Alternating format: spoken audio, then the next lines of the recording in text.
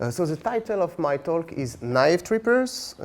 What can we learn from the first intentional and unintentional psychedelic experiences? And I think it's quite a cool title. What do you think? But to be honest, to answer this question, we would need definitely more than 25 minutes. There is a lot to say on that topic. For example, we could talk about the experiments of the German psychiatrist Johannes Bressler. I don't know if you know him. In 1905, he gave mescaline to volunteers without warning them that they would have a weird time, that they would get visions. This little scamp would later join the Nazi party. Not a good guy. We could also talk about the accidental ingestions of psilocybin fungi that are reported in the medical literature of the 19th and early 20th centuries, among other things. But on the one hand, we don't have enough time. And on the other hand, I am very keen to share with you some exclusive materials that I brought back from France. So what can we learn from the first intentional and unintentional psychedelic experiences? Before I start, I should probably explain why I'm asking this question. Well, I am convinced that science focuses maybe a little bit too much on the antidepressant and anxiolytic properties of the psychedelics, and certainly not enough on some other equally important, I think, aspects of the experience caused by a good dose of a classic psychedelic. If you don't guess what I'm talking about, you'll soon understand. So I would like to focus on 3 cases. It works? Yes. The first 2 consist of an analysis of the experiences of 2 volunteers who consumed Mexican psilocybin in Paris in 1959 under the supervision of Professor Roger Heim and Dr. Thévenard. The third case involves analysis of an accidental ingestion of hallucinogenic fungi in Menton in the south of France in 1965. I mentioned Professor Roger Heim. I believe that he is not very well known outside France, and yet he played a crucial role in the rediscovery of the Mexican divinatory mushrooms by the Wasson couple. For example, he was a friend of the Wassons, and it was to Roger Heim, professor at the National Museum of Natural History, that the first samples collected by Gordon Wasson were sent. It was Roger Heim who correctly identified or named or described the samples, the species. He was also able to cultivate them for the first time in the Western science. He discovered the truffles, and he also played a crucial role in the discovery of the psilocybin molecule by providing Albert Hofmann with the material and also with the technique to cultivate the fungi. And contrary to what can be read in Ben Sessa's book, The Cyclic Renaissance, and also in Michael Pollan's How to Change Your Mind, it was Roger Heim and not Gordon Wasson who sent some mushrooms to Albert Hofmann in order to identify the active compound. Well, enough talk. Let's get back to our business, shall we? So in 1959, mycologist Roger Heim and videographer Pierre Thévenard administered Mexican mushrooms grown in Paris to a few volunteers while filming them. And it's a great joy of mine. I found the film again. It was lost, actually. It had been forgotten on some dusty shelves at the National Museum of Natural History.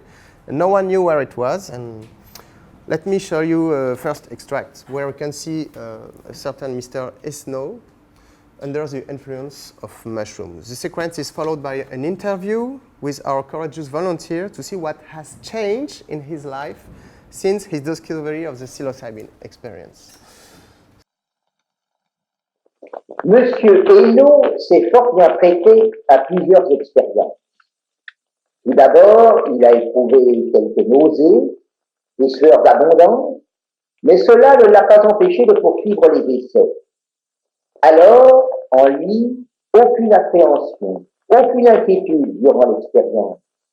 Pour tout dire, il a été un sujet excellent.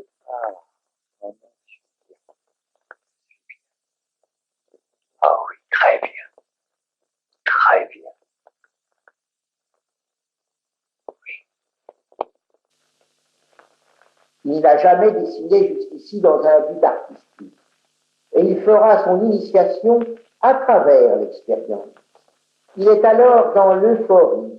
Il prend contact avec le graphisme. Mais il exprime le besoin de peindre, ce qu'il n'avait jamais fait de sa vie. On lui donnera donc des couleurs. Il en manifeste son contentement, puis il gribouille. Ce seront des signes héraldiques jusqu'au tifa des Égyptiens.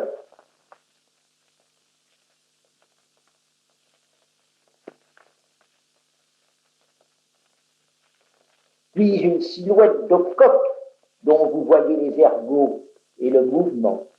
Mais c'est après, un mois plus tard, que nous aurons l'occasion de conclure. Monsieur Hainaut, en dehors de toute absorption, tirera de son expérimentation psilocybienne une acquisition étonnante. Elle lui a donné l'occasion de devenir un vrai dessinateur, peut-être un artiste. En état normal de veille, sans aucune influence de la drogue, il a réalisé en effet ce que vous pouvez ici admirer. Il a dessiné ce combat de coq sur les murs de son appartement. Ne serait-ce pas par le jeu du subconscient qui, partie du coq de l'expérience, le conduit à celui-ci? Les griffes le mènent peu à peu à cette main dont nous allons découvrir qu'elle est celle du Christ.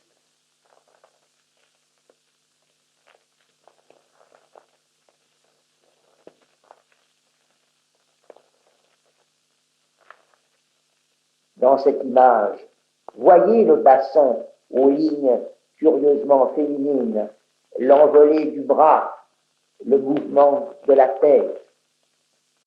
Ce n'est pas seulement la réminiscence des souvenirs par la psilocybine, c'est l'acquisition d'un talent.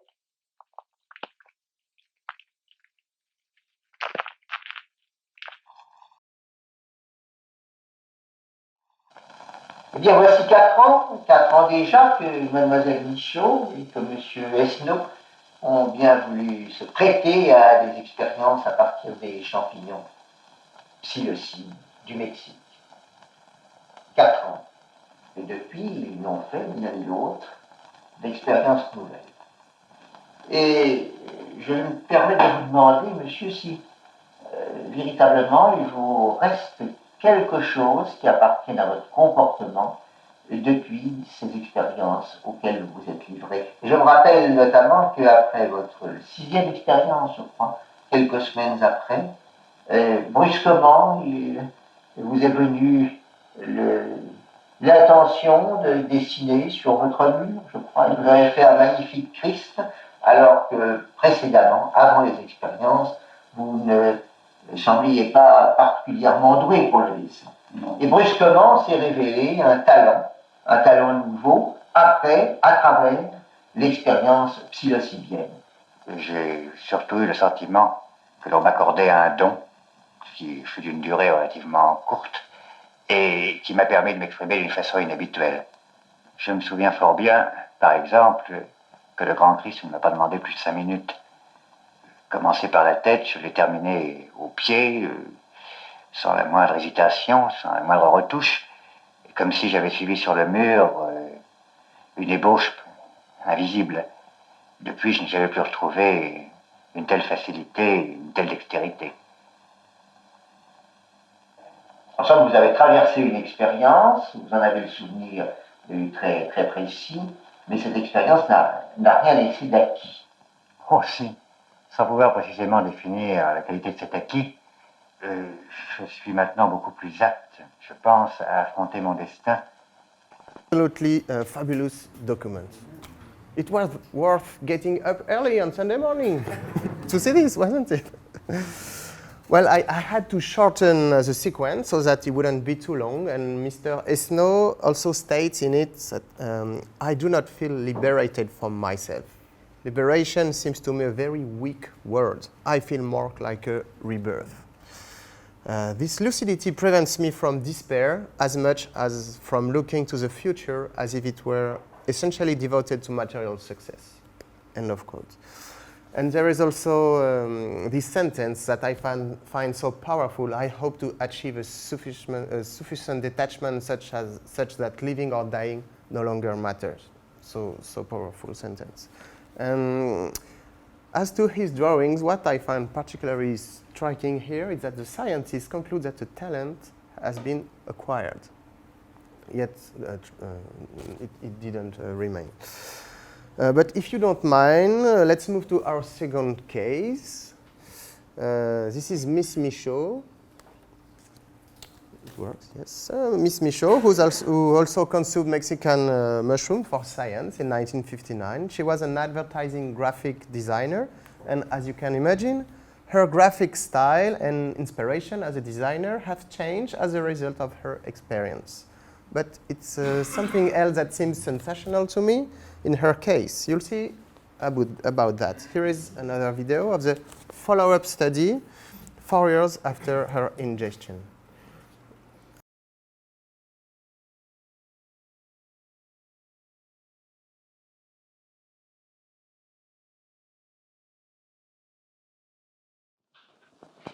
Bien, mademoiselle, je voudrais vous demander si, après les expériences que vous avez faites avec les champignons hallucinogènes, si vous avez vraiment tiré une acquisition, si quelque chose en vous s'est modifié depuis, si vous avez acquis quelques possibilités d'analyse autour de vous. Est-ce que vous vous êtes modifié? Est-ce que vous êtes maintenant différente de la mademoiselle Michaud d'avant? Oui, totalement. J'ai absolument le sentiment d'avoir acquis une lucidité nouvelle qui m'était inconnue auparavant, qui me permet de me laisser guider lorsque j'ai une décision importante à prendre. D'autre part, il m'arrive d'avoir certaines intuitions assez surprenantes. Je peux vous en donner un exemple. L'autre jour, je téléphonais à ma mère, chez elle. Le téléphone sonnait, elle ne répondait pas. C'était étonnant. Et lorsque je raccrochais l'appareil, j'ai eu immédiatement la certitude qu'elle se trouvait à un endroit précis. À un endroit d'ailleurs où elle n'avait pas l'habitude de se rendre très souvent. J'ai téléphoné à cet endroit et je l'ai eu au téléphone. À sa grande stupeur et à la mienne aussi. C'est une chose vraiment tout à fait intéressante, car il me semble qu'on peut rapprocher ces impressions que vous éprouvez maintenant de celles qui ont en quelque sorte commandé chez les curanderos, les curanderas du Mexique, chez les chamans, cette sorte de religion au cours de laquelle des questions leur étaient posées, ces séances nocturnes où la clientèle venait en disant, bien voilà, on m'a volé mon mulet, ou petit être qu'il l'a volé. Et j'ai pu me rendre compte par moi-même avec les séances que j'ai passées plusieurs nuits avec Maria Sabina et d'autres curanderas, de la valeur assez étonnante de certaines de leurs prédictions. Alors, mademoiselle, est-ce que je puis vous demander si cette sorte d'instinct, de prémonition, si vous croyez que vous pouvez également l'appliquer à une meilleure connaissance des visages qui vous entourent? Est-ce que vous avez l'impression d'avoir gagné quelque chose dans cette direction? J'ai tout à fait le sentiment d'avoir acquis un pouvoir. Lorsque je vois quelqu'un, j'ai malheureusement la possibilité de m'imaginer qui est ce quelqu'un, ce qu'il fait, et quel est son tempérament, son caractère. Et plus j'avance, et plus je m'aperçois que ce don s'impose à moi. Vous voyez, avant c'était un jeu. Je m'amusais un peu, j'avais le sentiment que c'était une affaire d'imagination pure. Et maintenant, ça vous appartient. Maintenant, ça s'impose à moi. C'est plus fort que moi, c'est quelque chose qui me domine. This is the fact that Miss Michaud claims that she became a kind of psychic person seems to me of paramount importance to science. We have known since the special theory of relativity that the passing of time is an illusion. And yet, for most of us, perhaps, it is very difficult to integrate this fact into everyday life, isn't it? And if you too are convinced that psychedelics with psychedelics, you can have experience that seriously challenges the usual conception of time, or more generally that are related to the field of parapsychology. Please come to me and let's talk about this. It's so incredible. You can write to me anytime, and all this quite interests me, and that's why I have a great respect for the work of David Luke and his concept of psychedelomantia. So crazy stuff for me. But I would like to conclude on this case by stating that psychedelics could perhaps bring about a change in the field of physics and in the way we think about time and information. But let's give a strong dose to theoretical physicists, maybe. But time is apparently passing in spite of everything, and I would like to now talk to you about our third case. And our third case is about the accidental ingestion of psilocybin mushrooms by a mother and her 2 children, 9 and 11 years old, in 1965 in the south of France, in the city of Menton. What's funny is that the mother said that she would eat mushrooms again for science, if necessary. Incidentally, this accidental ingestion led to the discovery of psilocybin in Copelandia, cyanescens. You know the Hawaiian mushrooms of the smart shops when it was legal. The discovery of psilocybin in this species by Roger Heim and Albert Hofmann. So I found some press clippings about the case, and I have been able to find the mother and her 2 children. The mother is 96 years old now. And I would like to read you the interview that I made with the daughter last year. So here is a testimony of a person who ingested a massive dose of psilocybin mushroom at age 9. So I was a little girl, but I remember very well. My parents had bought a villa, and so my father absolutely wanted us to have a lawn that could stand the summer, that was green in the summer and not brown like our lawns. We had made several attempts, and then he went to a nursery, and the guy said to him, "These are seeds that come from South America that hold very well in the heat." So he plants all this, sows the seeds, and covers for the winter with a thick layer of straw. And I remember it very well because I had helped to collect the straw. We had removed the straw, and indeed there was a nice little lawn growing underneath. Everything was fine.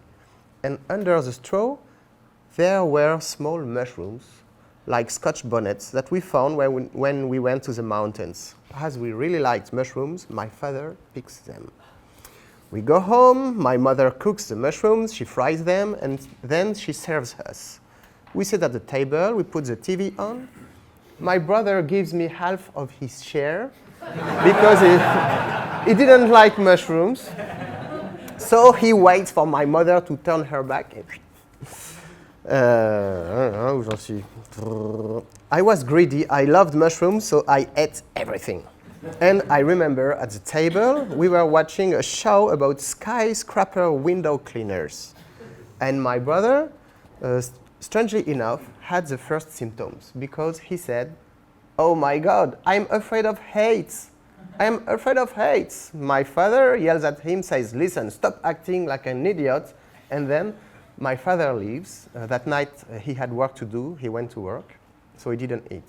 And then all of a sudden, I feel like I'm taking off from my chair. Hey, what's amazing is that I remember the sensations. I feel myself becoming extremely light. I remember doing it like that. I raised my arms and I had no weight. I was in total weightlessness. And I started laughing, having fun with my brother. And my mother is starting to have some trouble too. She understands that we were poisoned. I was perfectly fine during that time, very happy. We had a corridor in the apartment. I ran through this corridor without stopping because I was flying. It's exactly the feelings on the moon when you see guys moving, jumping like that. So the whole vision is transformed. It's extremely slow. It's extremely airy and light. And it's a feeling that is wonderful. Because it's a feeling of total freedom, weightlessness, sweetness. That's it. And that's a feeling that stayed with me. And it's true, it's very interesting, it's very funny. And then I saw that my mother was starting to look bad. She actually saw that my brother's hair was green. And as she saw my green brother's hair, she thought, well, I get it. We're all poisoned by mushrooms. So she managed to grab the phone that was moving all the time and then to dial the number. And I found my mother. After that, she told me that she saw heads coming out of the walls, etc. But as long as I was in a light, happy, festive atmosphere, it was extremely pleasant. So I remember that very well. I was laughing, I was light, and then it turned into a nightmare. I also think that the dose I had taken for a 9-year-old girl was too high.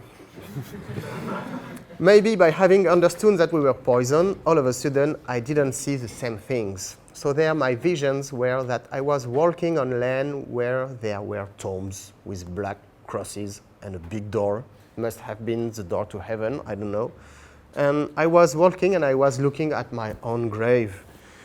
And so the doctor came, and then I started to get wild. That is, I slapped him, I pulled his beard. Well, I didn't want to be taken away. Now I was scared. I was starting to get very, very scared. And I remember that the doctor had a lot of trouble calming me down. I was tied up in the ambulance. What we were told afterwards was that it's the same phenomenon as when we take LSD. So I was really amused to say that I took LSD when I was a kid. But it's fabulous, isn't it? Frankly, it's fabulous. It's a great experience. And maybe because I was a child and I didn't have too many worries, I would take some more now. Maybe I wouldn't experience the same thing. So I asked her, because you have never thought to renew the experience? She said, no.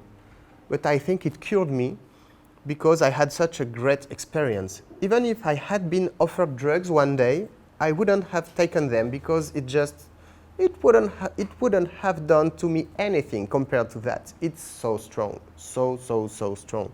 I remember myself flying in the hallway. I remember myself moving around, jumping around. I remember very well. So I asked her another thing.